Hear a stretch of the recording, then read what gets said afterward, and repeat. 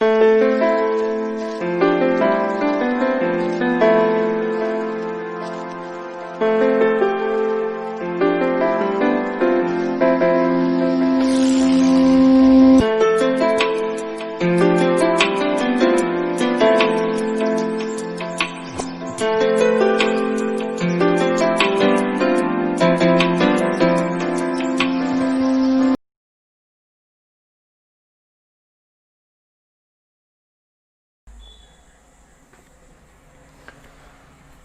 today's class, we are going to see current electricity. Now, before I start, I just want to tell you one thing. Whatever you are learning in this chapter, it is exactly similar to what you are going to do in capacitors as well. Okay.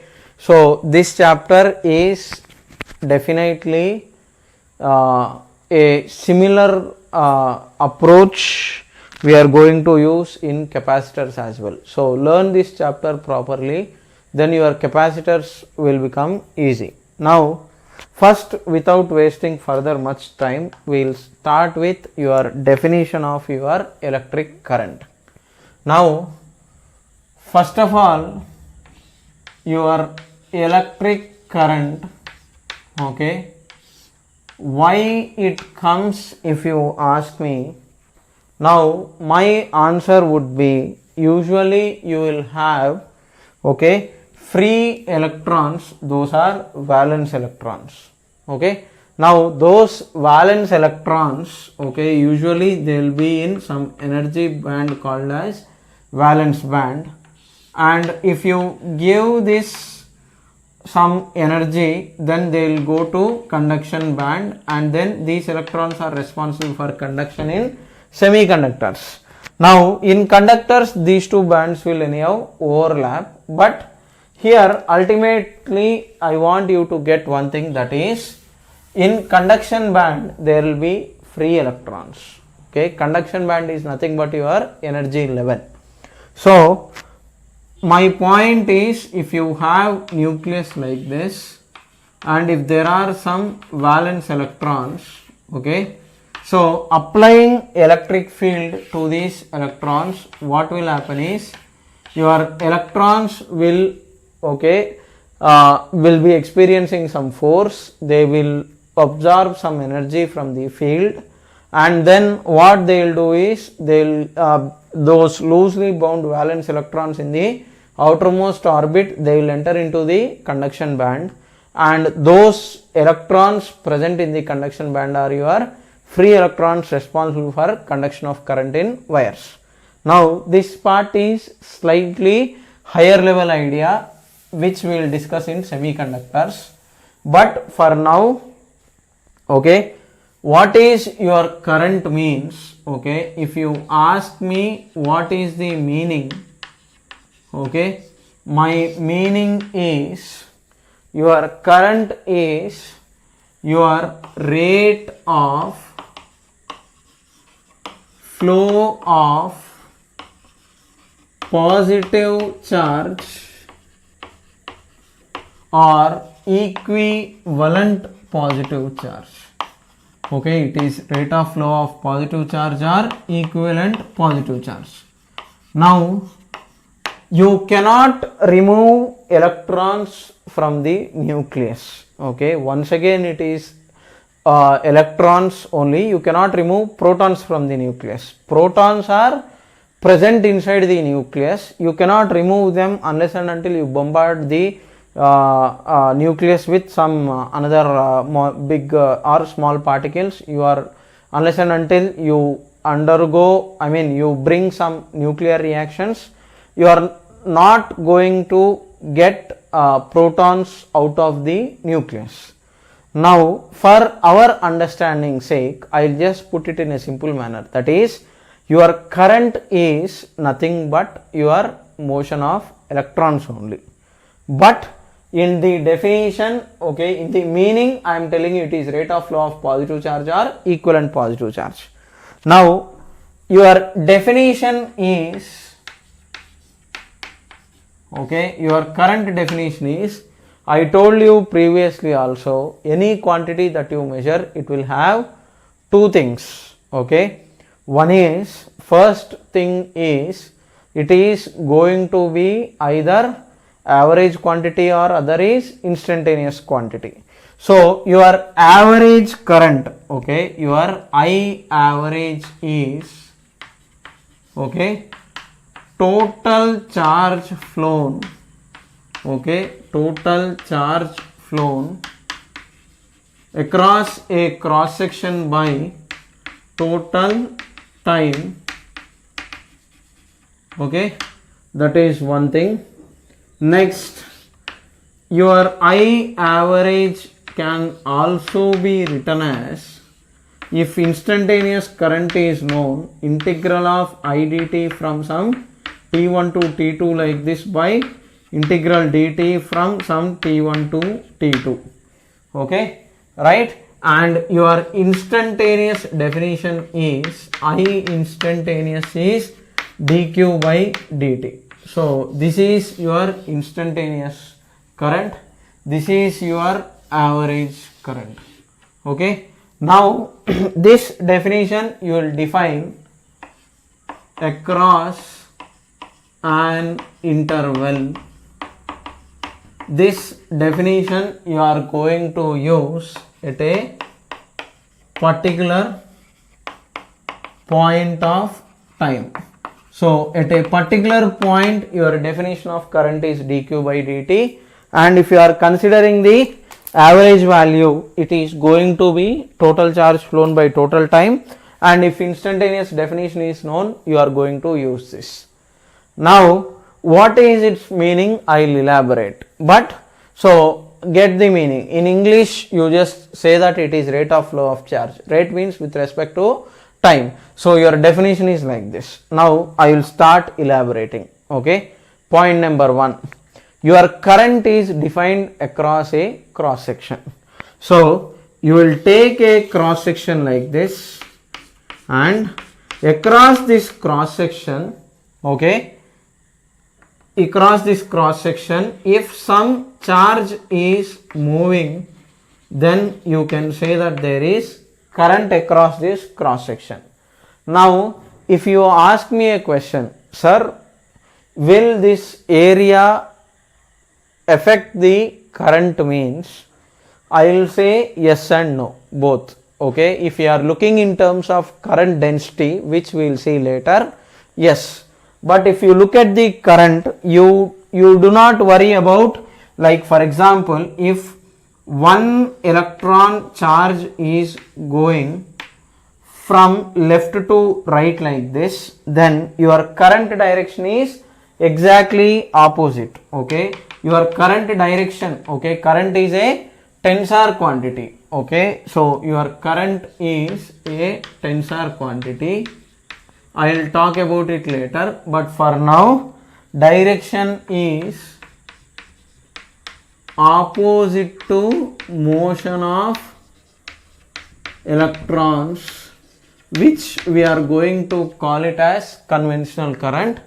I think except Russians, mostly Russian people will take direction of electrons as the direction of current, but rest of the world now people are taking direction of current is opposite to the motion of electrons, okay. So now here my point is, now even Russian books have changed the literature, they are also doing the same.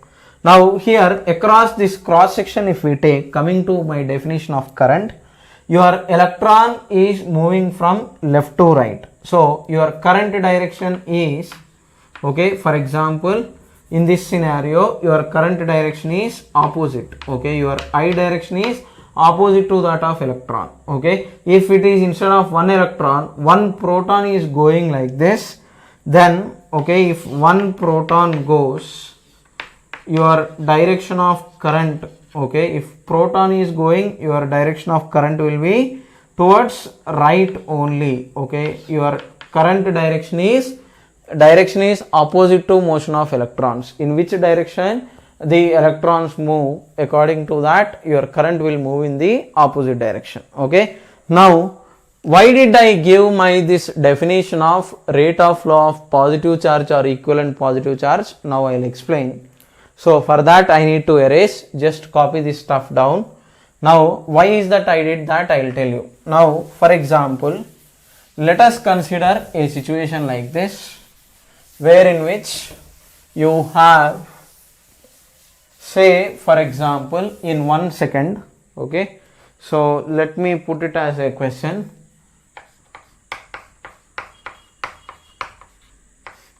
Let us say you have in 1 second, okay, the moment I am writing in 1 second, that means indirectly it is average, okay. So average values are defined across an interval, instantaneous values are defined at a particular point of time. Now in 1 second, okay, let us say, okay, now in 1 second let us say 10 power 18 electrons are going from this side and 10 power 18 protons are going from this side. Now if I ask you find the current, okay, your question is find current I value across this cross section, obviously it is average, okay. Even if we don't mention anything, still either it is going to be instantaneous or average. Now if you look into this figure carefully, one thing definitely that you will understand is, okay, now many people will think your current I value is, okay, one electron will have a charge of 1.6 into 10 power minus 19 coulombs. So you have one electron, one proton, so plus E minus E charge will cancel off and you will think that your answer is 0. But here your average current is, okay, if you are writing 0, it is wrong, okay. Here Q net is 0, but I did not give the definition of current I as net charge by time. I did not give it.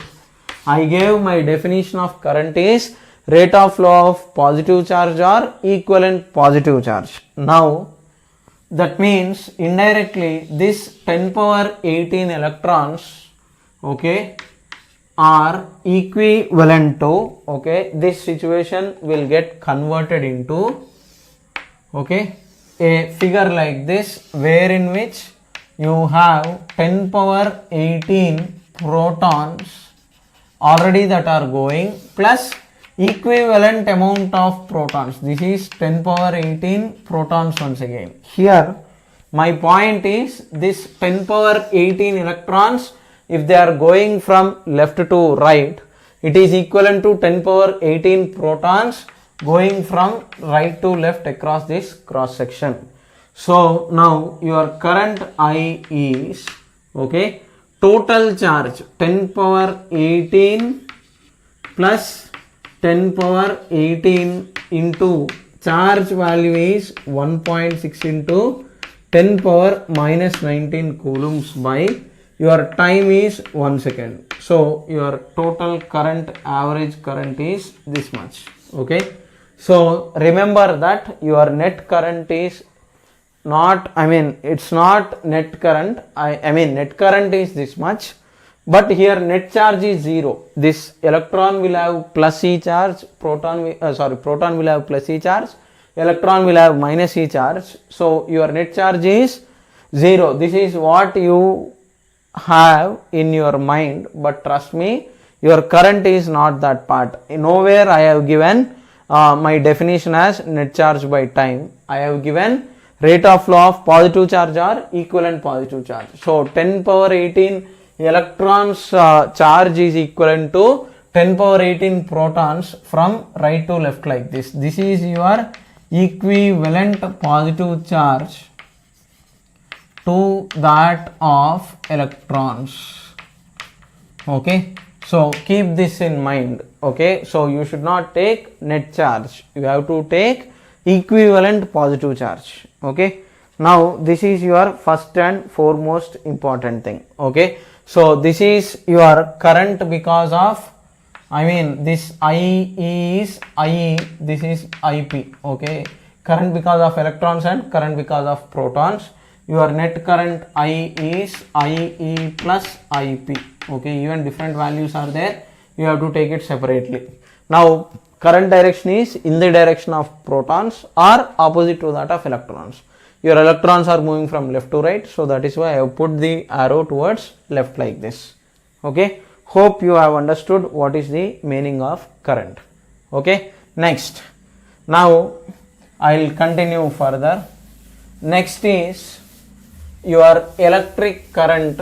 Okay, in I have given you direction of current, I have given you the definition of current as well. Next is your electric current in rotating charges.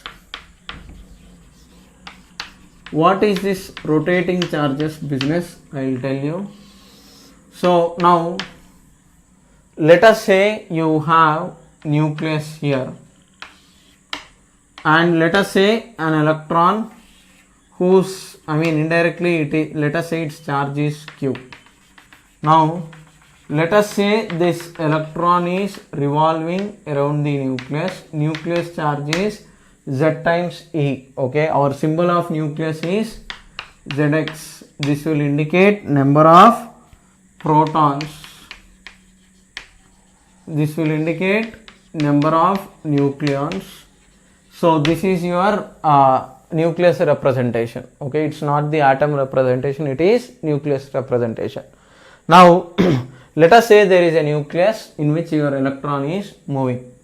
Now if angular velocity is given, okay, then you can directly write as your time period is, okay, because you have finished your first year, time period T is how much, means it is 2 pi by omega, or you can write it as 2 pi f. Now if your body is rotating with V, then because it is going in circle, you can also write V equal to R omega. Now in this case, what is the current if you ask me? Now if you take a cross section here, okay, across this cross section your current I is charge flown by time. Now how much is the charge, means E charge, because the electron is revolving around the nucleus.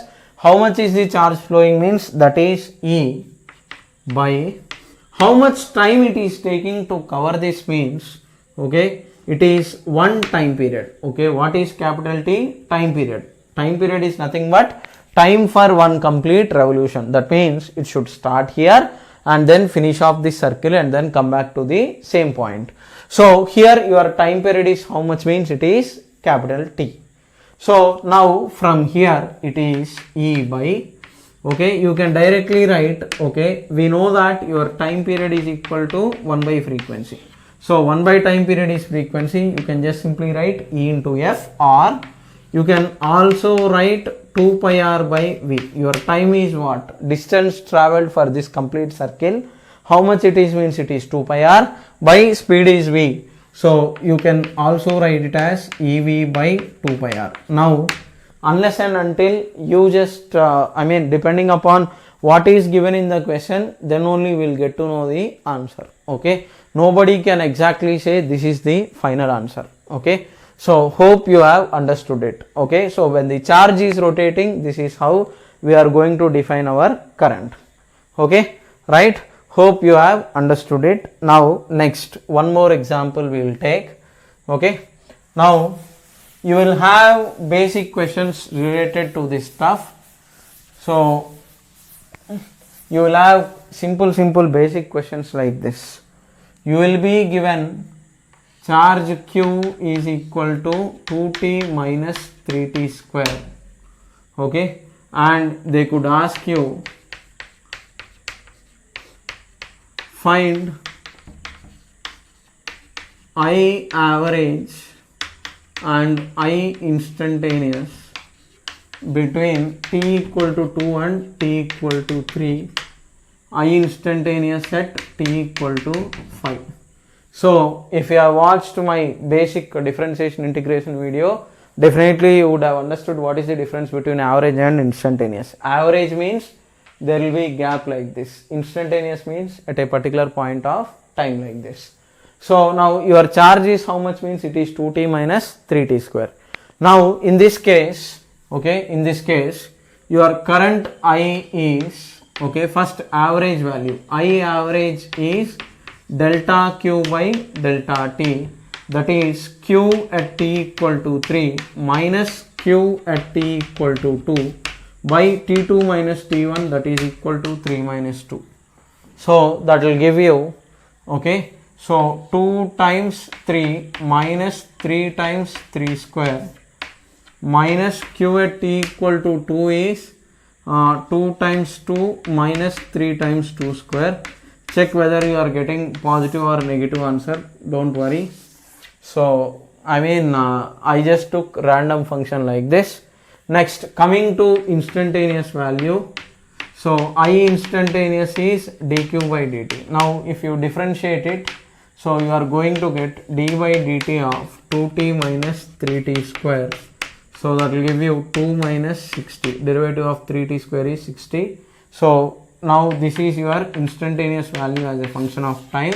At t equal to 5, I instantaneous value is 2 minus 6 into 5. So 2 minus 30, that is equal to minus 28 amperes. Okay. Unit of current is amperes. Okay. So units I did not concentrate so far, but I am telling you now. So your unit of current is amperes. Okay. Right. Now hope you have understood even this part as well. I will continue further. Now coming to your next part, if I erase this, your next part is, let us say instead of giving you this, I have given you instantaneous current and I have asked you charge. Let us say my question is like this. Next question. Your current I is flowing as a function of time as I equal to 3t. Your question is find charge flown as function of time, point number 1, average current between t equal to 1 and t equal to 2 seconds. Now in this case, okay, it's just simple mathematical calculation. You don't need to worry at all. These things are basics and it will be very easy. So you don't need to worry. So now you stick to your definition. If I is equal to 3t, so what is your current I? dq by dt. dq by dt is equal to 3t. dq is equal to 3t into dt. Integral of dq is equal to integral of 3t into dt. At t equal to 0, your charge flown is obviously 0. After time t, how much is the charge flown, means it is q flown like this if you are integrating on both sides. Now what is integral of dq? Q. Lower limit 0, upper limit q, that is equal to, this will become 3 times t square by 2 from 0 to t. So q is equal to 3t square by 2. Okay. So your question charge flown as a function of time, I have calculated it. Okay. Next, if you want average current, I average, you can either do it as q final minus q initial by t final minus t initial, or you can do as I average is equal to integral of I dt, that is equal to 3t into dt by integral dt. So I dt between t equal to 1 to 2, so from t equal to 1 to t equal to 2 like this, from t equal to 1 to t equal to 2. Now constants can be taken out of the integral. So 3 times, what is integral of t dt, means integral of x power n is what? Integral of x power n dx is x power n plus 1 by n plus 1. So from that formula it is going to become t square by 2 from 1 to 2 by integral dt is t from 1 to 2. So simplify this, upper limit minus lower limit. What is your answer? Accordingly you calculate it. Okay, right? So this is how you are going to calculate your current. Okay, now this is just the basic introduction of current. I don't need to talk much further. These things will not be tough at all. It will be easy only. Okay, now I will erase this. Okay, hope you don't have any doubts. Now coming to the next part. Now we have seen your current definition and their simplification. Now your next part is, okay, your next part is, now the next question that I want you to understand is why current flows. Okay, now current means charge indirectly. If charge flows, then we have current. Now for this, ultimately if you start searching for answers, okay, we do know the fact that if there is electric field like this E, then on this charged particle Q, there is obviously a force of F equal to Q into E. Because of this force, there is acceleration. Because of acceleration, there is speed. Automatically, when the charged particle is moving, there is force. Now, this same thing I will put it in a different way. Now, if there is field, I have told you there will be potential difference. So, your potential difference is integral of E bar dot dr bar from some R1 to R2, okay, minus with minus sign of course. Your potential difference can also be written as some potential difference into distance between the points D, like this you can write. If you are considering the magnitude, if you are considering higher potential minus lower potential, here it is just simply V2 minus V1. So indirectly your potential difference will cause the charge. Field, potential difference, all the terms are almost same. So wherever there is field, wherever there is field, there is potential difference. That potential difference will obviously cause the charge to move. So if charge is moving, obviously what will happen? If charge moves, current will develop in the wires. So now our relation, okay, here in this chapter will be, okay, your potential difference is caused by battery. Okay, why I flows means in this chapter ultimately electric field. So if we connect, okay, if we connect a battery will chemical reactions, through chemical reactions, okay, it will provide or it will supply. Okay, battery is also called as accumulator in this chapter. So it supplies delta V. Delta V is nothing but your potential difference. So what will your battery do means your battery will supply potential difference. Okay, so now in this chapter the common symbols that we are going to use are, okay, this is your symbol of battery, this is your positive terminal, okay, and this is your negative terminal, okay, and this is your symbol of resistor, and we have, for measurement of current, we have ammeter. Okay, it measures I, measures current. So if you see any such symbol in this chapter, you indirectly this will measure your current. This is your voltmeter. Okay, in the questions if you see, don't get confused. This is your capacitor symbol, if at all if you see anywhere.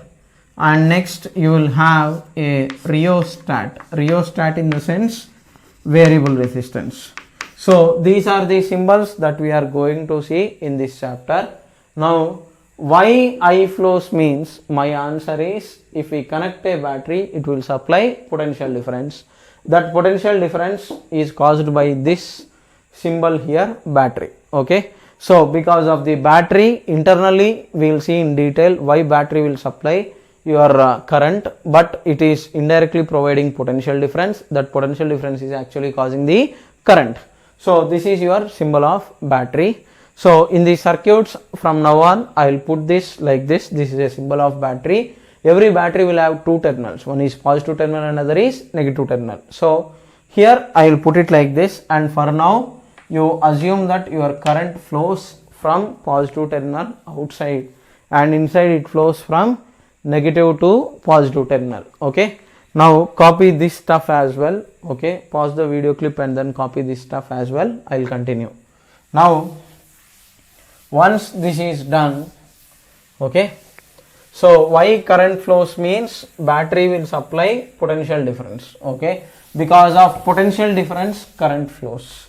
Okay. So from that you have to understand that basic information. Now how that is related to what I am going to explain now is, there is something that is supposed to be known by you, what is called as Ohm's law. Okay. So what is this Ohm's law? I will tell you. Now if you take a conductor, okay, this is your conductor, okay, this is your conductor. Now across this conductor, if you are providing potential difference with help of battery like this, okay, so if this is V1, if this is V2, what is V1? Potential at this end. What is V2? Potential at this end. So across this conductor, if this area of cross section, let us say it is A, from here to here, let us say the length is L. Now, okay, your materials that you have, okay, your materials, okay, indirectly I am referring to conductors, okay, your conductors, okay, conductors in the sense which will carry current, okay, insulators, they will not carry current at all. Semiconductors, depending upon whether you are increasing the temperature or decreasing the temperature, conductivity will change. But here for now, okay, I am talking of conductors. Your conductors, okay, if this is your conductor, okay, there are two types of conductors in here, okay. One is ohmic conductors and other is non-ohmic conductors. Okay, so ohmic conductors and non-ohmic conductors are there here. Okay, so ohmic conductors, how they will behave is our target here. So your ohmic conductors, what they will do is, your potential difference delta V is directly proportional to current. So from this statement, what I want you to understand is, with help of battery, if you provide more potential difference, okay, the current that flows in this conductor will be more. You supply more potential difference, more current. You supply less potential difference, obviously you will have less current. So Ohm's law says that is, your potential difference is directly proportional to current provided at constant temperature. Okay, so if this condition is not valid, then this Ohm's law is not valid for ohmic conductors. Okay, so your Ohm's law is valid only at constant temperature. So at constant temperature, okay, your potential difference is directly proportional to current. If current is going like this, this is indirectly higher potential and this is your lower potential. So your current flows from high potential region to low potential region. Okay, so here I will write that point as well. Your current I flows from high potential region to low potential region. Okay, your current flows from high potential region to low potential region. So now, okay, hope you are following what I am trying to explain here. So your current, it is flowing from high potential region to low potential region.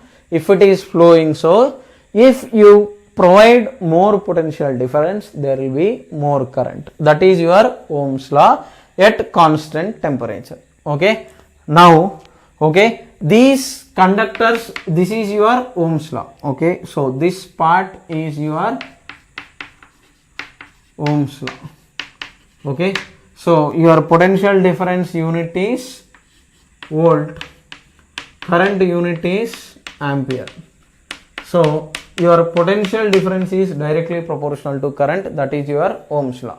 So now your ohmic conductors, what it will do is, it will your ohmic conductors, it will obey Ohm's law. What is Ohm's law? Your potential difference is directly proportional to current. Your non-ohmic conductors, this relation will not hold. Okay, so will not obey, non-ohmic conductors will not obey Ohm's law at all. Okay, so they will not obey Ohm's law. So when they don't obey Ohm's law, then there is no point of discussing it now. Anyhow, it is not required for you.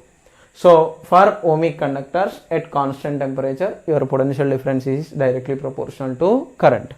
So from here, your potential difference delta V is equal to I times R. Okay, where I is your current, R is your resistance, removing this proportionality, and your delta V is your potential difference. Okay, now regarding resistance we will see in detail, but what is your Ohm's law? Potential difference is equal to I into R. Okay, now later, okay, this is macroscopic form. J is equal to J bar is equal to sigma into E bar is also there. This is your microscopic definition of Ohm's law. So I will talk about it later, but for now just understand that your potential difference is equal to I into R. That is your Ohm's law, and it is valid only at constant temperature. Okay, now just copy this stuff as well. So ohmic conductors, they will obey Ohm's law. Non-ohmic conductors, they will not obey Ohm's law at all. Okay, so that is the takeaway from this part. Okay, now I will erase this, I will continue. Now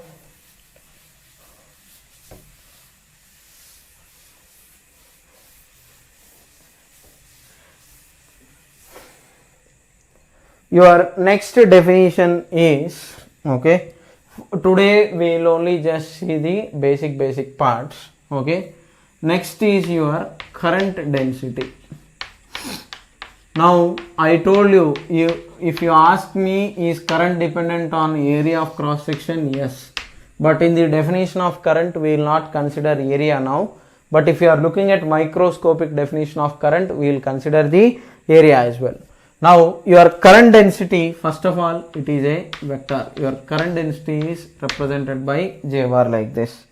Now if you take a big cross section like this, and let us say this is wire. Now obviously current will flow everywhere. Okay, it's not like you will have current only at one place. Obviously charges will flow across the entire cross section.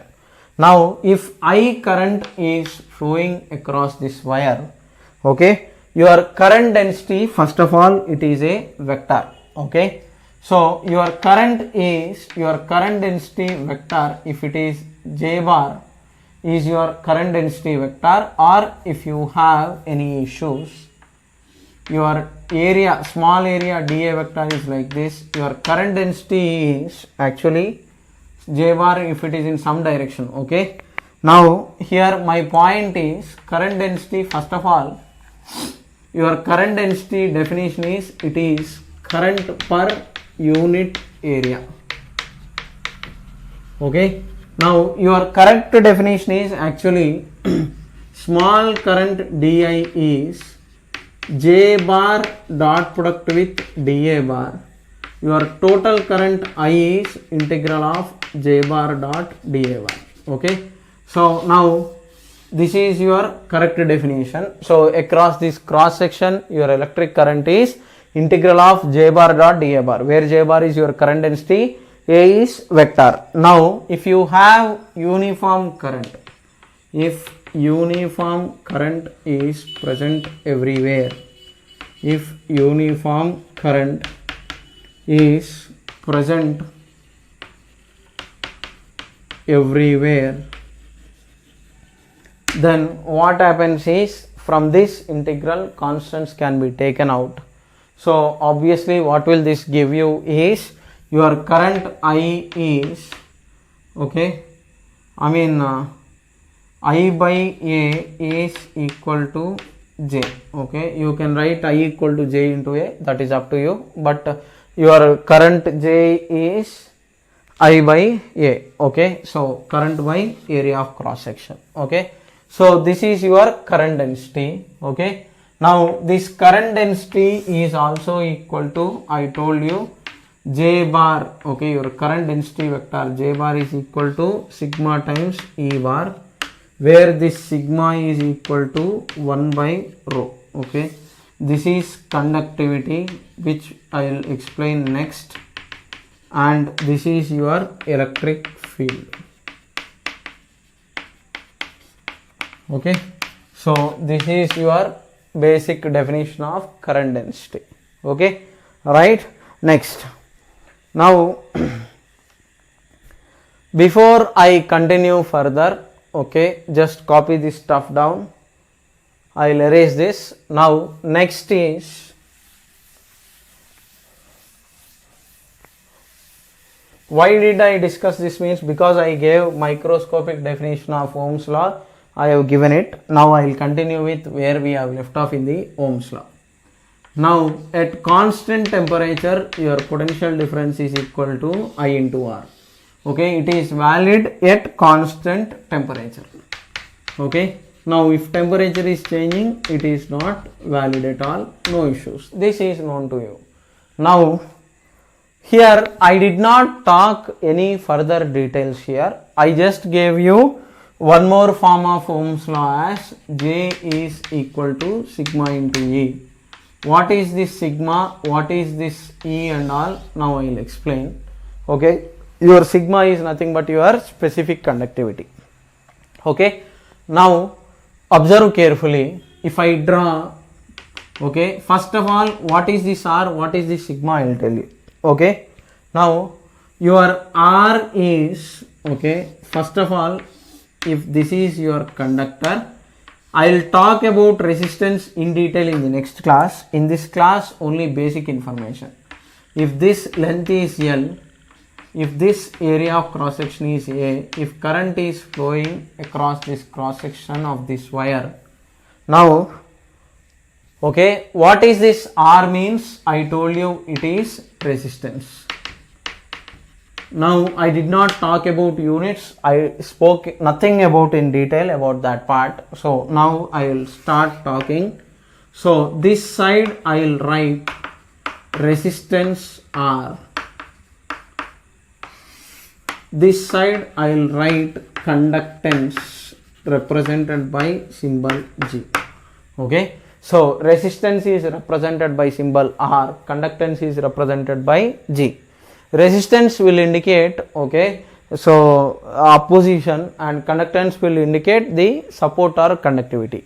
So now first of all, this unit of this resistance is, okay, unit is, okay, your R is potential difference by current I.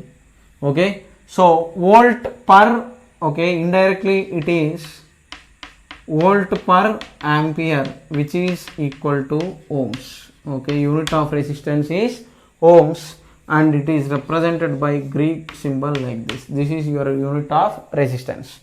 Now your conductance G is reciprocal of resistance. Okay, so your G is nothing but your reciprocal of resistance. Okay, G is conductance. Conductance is 1 by R. Okay, so your 1 by R, it is indirectly I by delta V. Its unit is ampere per volt. Okay, that is equal to mho. Mho or ohm inverse, depending upon in different places, it will be represented in different symbols like this. If you have any issues, ohm inverse you keep, no issues. Next, now for every material, okay, resistance is geometrical quantity. Okay, resistance is a geometrical quantity.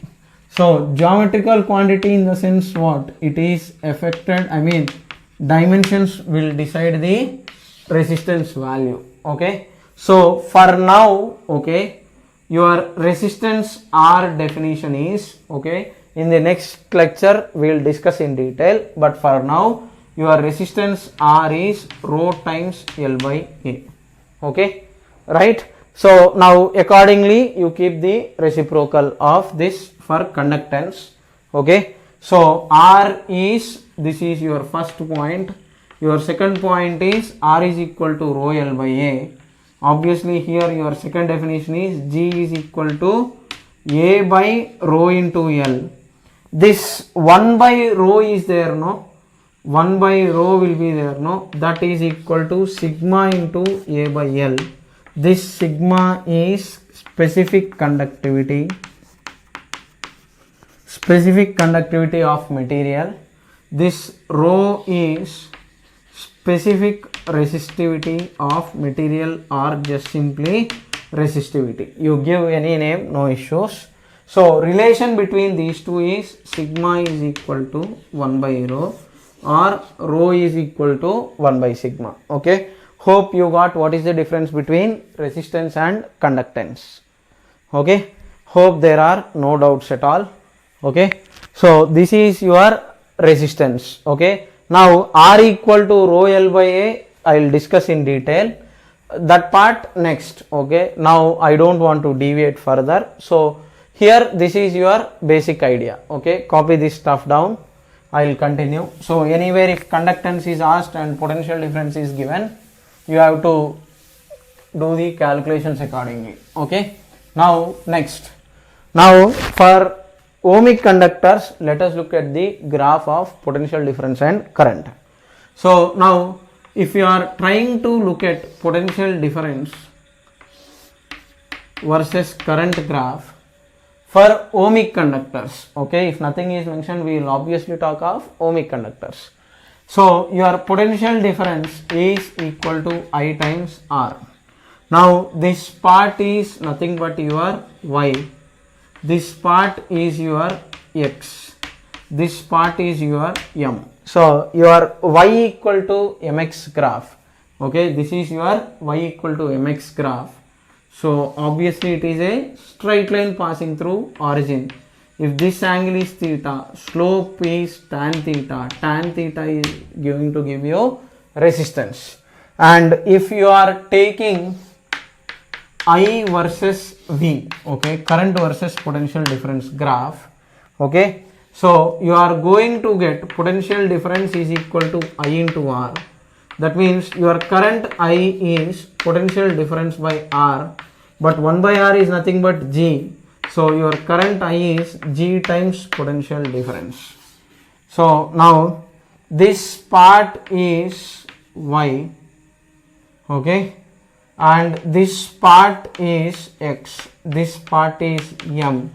So once again it is Y equal to mx, slope is theta, tan theta, now it is equal to 1 by R, that is equal to G. So slope of potential difference versus current graph will give you resistance. Slope of current versus potential difference graph will give you conductance. Conductance is reciprocal of resistance.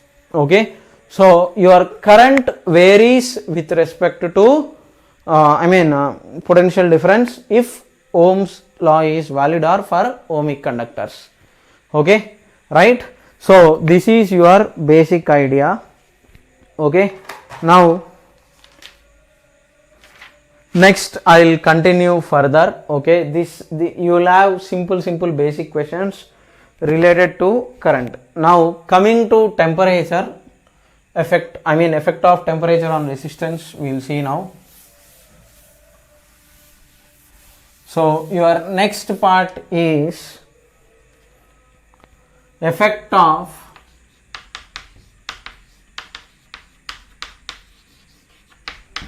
temperature on resistance. Okay, so this part there is nothing much to explain. So we know linear expansion, same relation also here. So there we wrote L final is equal to L naught times 1 plus alpha into delta theta. Here also you will write your resistance at temperature theta is resistance at 0 times 1 plus alpha into theta. Okay, now from this actually I should have kept my heading as, instead of effect of temperature on resistance, I should have kept my heading as variation of temperature on resistance. That would have been more appropriate. So now you increase temperature. If theta is increased, obviously resistance will increase. Increasing the temperature will increase the resistance. Okay, here R0 is temperature at 0 degrees centigrade. Okay, in general R final is R initial times 1 plus alpha into delta theta in general. Okay, you can get it, no issues. R initial is R0 times 1 plus alpha into theta initial. R final is R0 times 1, R0 times 1 plus alpha into theta final. You can do it and then do it, where your alpha is temperature coefficient of resistance. Okay, now how you are doing in thermal expansion, here also you can do the same. Your definition of alpha will be alpha average, from here will be delta R by delta theta. Alpha instantaneous is dr by d theta. Okay, exactly same with thermal expansion. If you want, watch those videos there, so you will get it, because from here it is, sorry, R0 term will be there, I suppose. So R0 times delta theta and R initial whatever.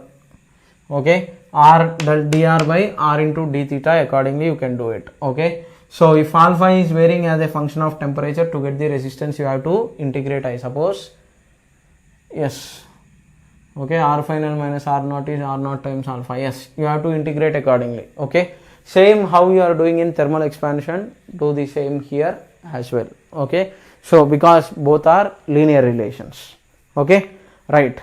Now next, based on this we'll try to solve a simple question. Okay, let us say you have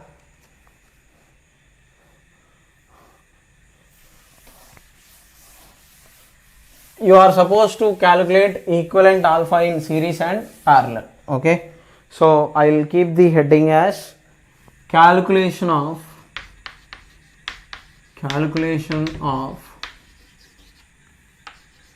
alpha equivalent in series and parallel. Okay, so now what is this alpha equivalent in series and parallel? I will tell you. Let us say you have a resistance of R01 at 0 degrees centigrade.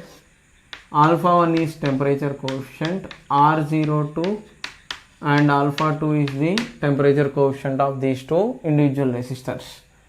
Now you are supposed to, if you are connecting in series, okay, for these two resistors separately, find alpha equivalent. Okay, your target is case 1, alpha equivalent in series.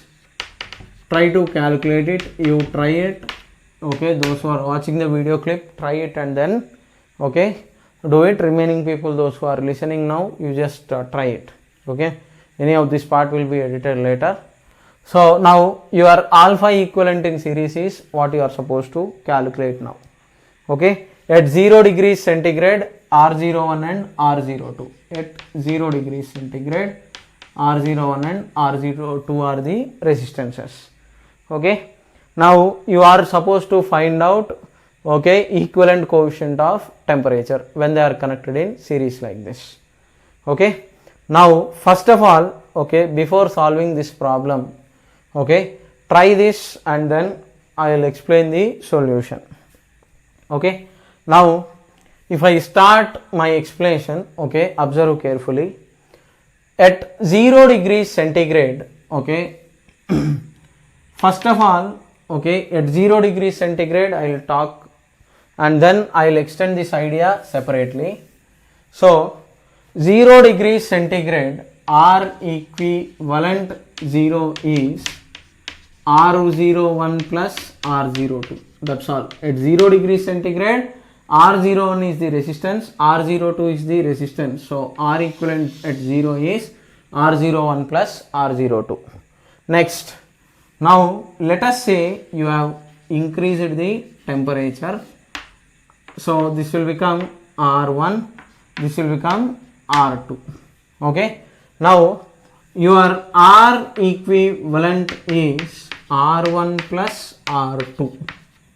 Okay. After increasing the temperature, okay, what will happen is equivalent resistance is R1 plus R2. Now what is R equivalent 0 means? R equivalent now, okay, this is at theta degrees centigrade. At theta degrees centigrade, R equivalent is R equivalent at 0 times 1 plus alpha equivalent into theta. This must be equal to, what is R1? R01 times 1 plus alpha 1 into theta plus, what is R2 means R0 times 1 plus alpha 2 into theta.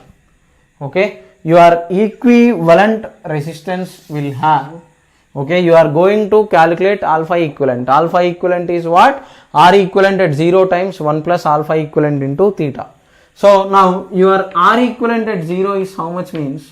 R01 plus R0 times 1 plus alpha equivalent into theta. That will give you how much? R01 plus R01 alpha 1 into theta plus R02 plus R02 alpha 2 theta. R01, R02, this side one term will go off. So you are going to get R01 plus R02 times, okay, I must have written it separately so that there is no confusion.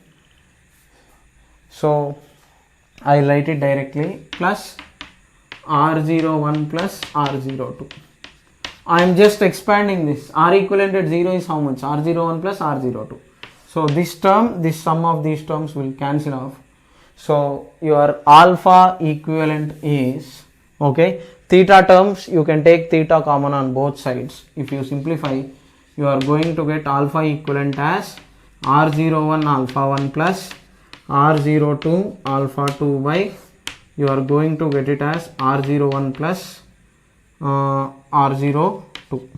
Okay, so this is what you are going to get for alpha equivalent. Okay, so what is that I have done? R equivalent is R1 plus R2, your R1 is R01 plus R, and your R equivalent, this expression is the most important thing. Okay, next, similarly try it for parallel part. Okay, so for parallel, what will you do? Okay, in parallel, okay, those who have done it, just do the second one. So in parallel, what is your alpha equivalent? In parallel, so you have R1, R01, you have R02, you have connected in parallel. So now what is your alpha equivalent? Okay, at 0 degrees you have given values. After some temperature increase, you are supposed to calculate. So R1, R2. Now here at 0 degrees centigrade, 1 by R equivalent at 0 is 1 by R01 plus 1 by R02. Keep this aside for now. So now after some temperature increase, your 1 by R equivalent is 1 by R1 plus 1 by R2. Okay, so after increasing the temperature, your resistance will become 1 by R equivalent is 1 by R1 plus 1 by R2. Now Because R01 and R02 are, these temperatures are at 0 degrees centigrade. Let us say coefficient of expansion is alpha 1, coefficient of expansion is alpha 2. Now in this case, what is your R equivalent here is 1 by, okay, 1 by R equivalent at 0 times 1 plus alpha equivalent into theta, that is equal to 1 by R01 times 1 plus alpha 1 into theta plus 1 by R02 times 1 plus alpha 2 into theta. Okay, now we have to simplify this expression. Now in maths you must have studied 1 by 1 plus x whole power n can be written as 1 plus x whole power minus n, which is equal to 1 minus nx, provided when x is very much less than 1. Okay, so according to that logic, this will become 1 minus alpha equivalent into theta by R equivalent at 0. Because your alpha equivalent is very small, it is into 10 power minus something, I can do this. This will become 1 minus alpha 1 into theta by R01 plus 1 minus alpha 2 into theta by R02. So now I will rearrange 1 minus R equivalent at 0 minus alpha equivalent into theta by R equivalent at 0, that is equal to 1 by R01 minus alpha 1 into theta by R01 plus 1 by R02 minus alpha 2 into theta by R02. So 1 by R01, 1 by R02 sum and 1 by R equivalent will cancel off. Minus term if you simplify, you are going to get alpha equivalent into theta by R equivalent at 0 is equal to alpha 1 by R equivalent, alpha 1 by R01 plus alpha 2 by R02 whole divided by theta. Theta term will cancel off. From here your alpha equivalent is R equivalent at 0 times alpha 1 by R01 plus alpha 2 by R02. Okay, so what is R equivalent at 0 means 1 by R01 plus 1 by R02. You substitute and then simplify to get the required answer.